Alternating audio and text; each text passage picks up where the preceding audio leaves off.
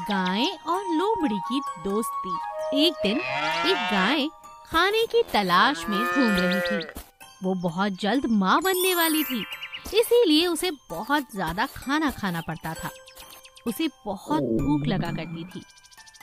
बहुत जल्द मेरा बच्चा इस दुनिया में आ जाएगा और फिर वो हंसेगा, खेलेगा, जंगल की सैर करेगा।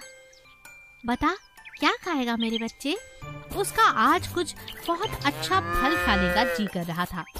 तभी वो जंगल के ऐसे स्थान पर पहुंची जहां बहुत सारे फलदार वृक्ष थे। मगर वो इस बात से अनजान थी कि वहीं पर बब्बर शेर किसी शिकार की तलाश में घूम रहा है। बब्बर शेर जैसे ही गाय को देखता है तो सोचता है, अरे वाह, आज तो बढ़िया शिकार मिला है। मगर मैं इसे कैसे खा सकता हूँ? ये तो माँ बनने वाली है, मुझ पर पाप चढ़ जाएगा। क्या करूँ?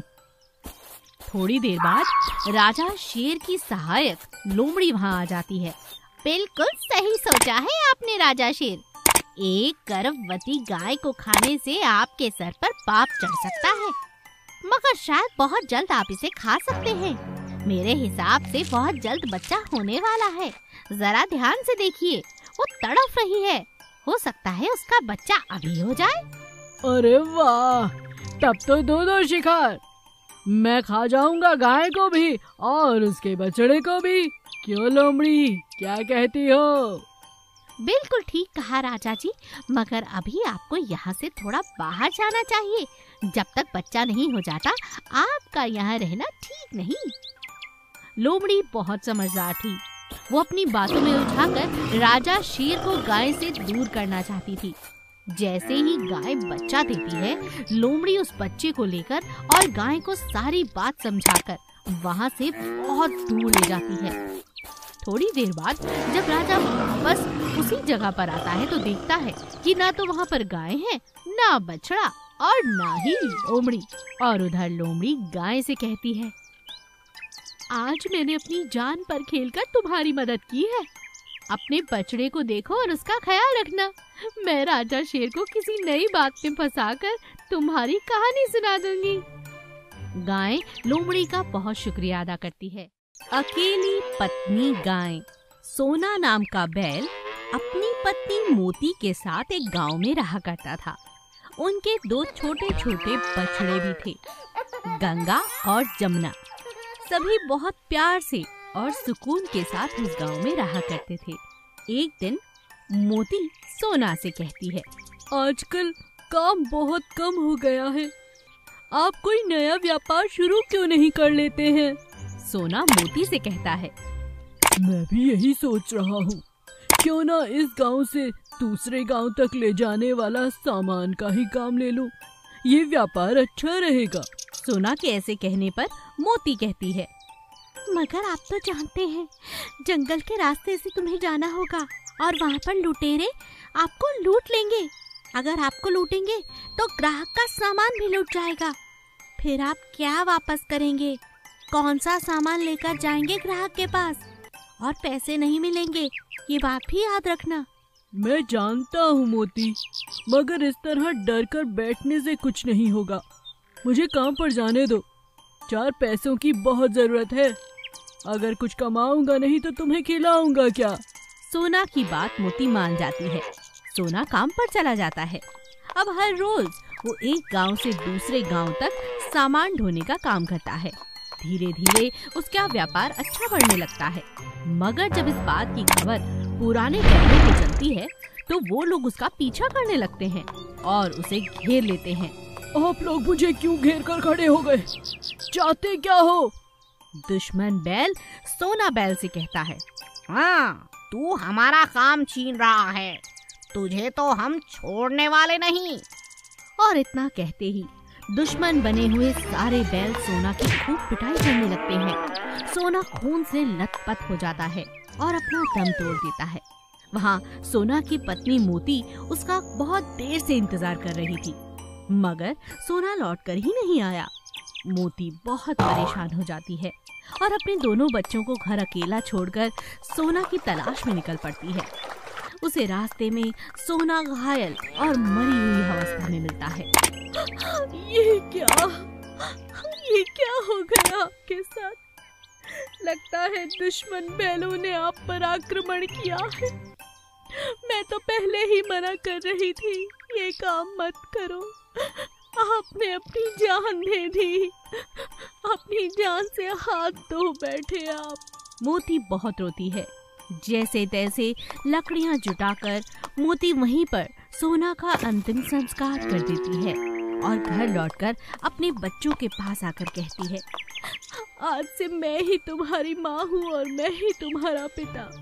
जो भी हो, मैं अपने पति की मौत का बदला जरूर लूंगी, मगर बदले का मतलब ये नहीं कि मैं उन बैलों की जान ले लूंगी। मैं कुछ करके दिखाऊंगी, अपना घर दोबारा से ठीक करूंगी, अपने बच्चों को आगे बढ़ाऊंगी। भूमिगत जादुई गुप्त गुफा और लंबी गर्दन वाला शेर। जंगल का राजा शेर बहुत ताकतवर था, मगर पूरी जनता उससे घबराने की बजाय उससे हमेशा मजाक किया करती थी और इस बात का जंगल के शेर राजा को बहुत बुरा लगा करता था। वो चाहता था कि पूरा जंगल उससे थर-थर कांपे, हर कोई उससे डरे।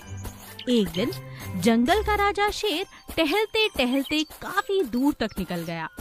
उसे एक पहाड़ी के ऊपर चढ़ने का मन हुआ। वो पहाड़ी के ऊपर चढ़ा। अभी वो पहाड़ी के ऊपर चढ़ ही रहा था कि अचानक उसका पैर फिसला और वो एक गुप्त गुफा में जा पहुंचा। गुफा एकदम सुनहरे रंग की थी। हर जगह से हीरे, मोती, जवाहरात दिखाई दे रहे थे। अरे वाह, आज घूमते घूमते ये सुनहरे रंग की गुफा जो देखने को मिल गई, ये तो मजा आ गया। आज तक मैंने इतनी खूबसूरत गुफा नहीं देखी। लगता है ये कोई आम गुफा नहीं, बल्कि बहुत खास गुफा है। अभी राजा शेर अपने आप से बातें कर ही रहा था कि उसके सामने एक बड़ा सा शीशा आ जाता है। जैसे ही राजा शेर अपना चेहरा उसमें देखता है, उसकी गर्दन लंबी हो जाती है। अरे ये क्या? अरे मेरी गर्दन इतनी लंबी कैसे हो गई? राजा शेर पूरी गुफा का चक्कर लगाता है, मगर उसे वहाँ कोई नहीं मिलता। अब इतनी बड़ी लंबी गर्दन लेकर वापस घर कैसे जाऊं? फिर उसके मन में एक उपाय आता है। ये अच्छा तरीका है, अब तो मुझसे हर कोई डरेगा। मैं कोई साधारण सा शेर नहीं, लंबी गर्दन वाला हूँ। अब तो वापस जाकर सबको डराऊंगा। राजा शेर वापस अपने घर जाता है और लोग उसे देख देख कर डरने लगते हैं। अब पूरा जंगल उसका मजाक नहीं, बल्कि उसके डर से थर-थर कांप रहा था। राजा शेर बहुत खुश था, मगर शाम होते होते धीरे धीरे उसकी गर्दन छोटी होनी शुरू हो जाती थी। इस बात का पता जंगल के जानवरों को ना पता लगे, इसीलिए वो चुपचाप शाम होने से पहले पहले अपनी गुफा में वापस लौट जाता था। एक दिन राजा शेर का फिर से दिल हुआ कि वो सुनहरी गुफा में वापस जाए। अभी वो रास्ते में ही था कि उल्लू ने उसे देख लिया और उसका पीछा किया।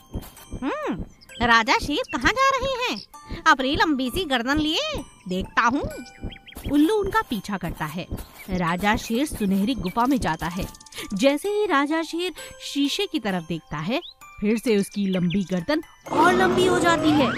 ये सब देखकर उल्लू सारी बात समझ जाता है और वहीं खड़े खड़े राजा शेर से कहता है, तो राजा शेर, आपको क्या लगता है इस आईने में देखकर केवल आप अपनी लंबी गर्दन कर सकते हैं? आप भूल गए मैं भी यहाँ हूँ, जरा पीछे मुड़कर देखिए। इतनी देर में उल्लू सामने आ जाता है और जैसे ही वो शीशे में देखता है, उल्लू की गर्दन भी लंबी हो जाती है। राजा शेर उल्लू को समझाता है, देखो ये बात किसी को मत कहना। नहीं बताऊंगा, मगर आप ये अत्याचार बंद करिए। डराने की जरूरत ही क्या है, प्यार से भी तो रहा जा सकता है महाराज। अच्छा ठीक है, मैं तुम्हें अपना सेनापति नियुक्त कर दूंगा और जंगल के किसी जानवर को नहीं डराऊंगा। अब चलो, वापस चलो मेरे साथ। जैसे ही राजा शेर शीशे की तरफ से अपना मुंह हटाता है, उसकी गर्दन फिर से वापस सही हो जाती है और दोनों उल्लू और शेर जाकर जंगल में पहले की तरह रहने लगते हैं। नकली सफेद भालू और रंगीन शेर का लुटेरों पर कहर। जंगल में अचानक कुछ लुटेरे आ जाते हैं जो कई सारे पेड़ काटने लगते हैं और अपने अपने घर ले जाना चाहते हैं। जंगल में मिलने वाली जड़ी बूटियों को भी ये लुटेरे लूट रहे थे। ये बात जब रंगीन शेर को पता चली तो वो बहुत गुस्से में आ जाता है और उन पर आक्रमण करने की सोच लेता है। तभी वहाँ बैठा कौवा राजा शेर से कहता है, महाराज, ये सारी बातें तो आपकी मुझे समझ में आ गई कि आप उनसे युद्ध करना चाहते हैं, मगर जरा ये तो सोचिए, आखिर वो हमसे डरेंगे क्यों? वो पहले ही जानते हैं कि आप यहाँ के राजा हैं। अगर उन्हें आपसे डर होता तो वो ये सब करते ही नहीं।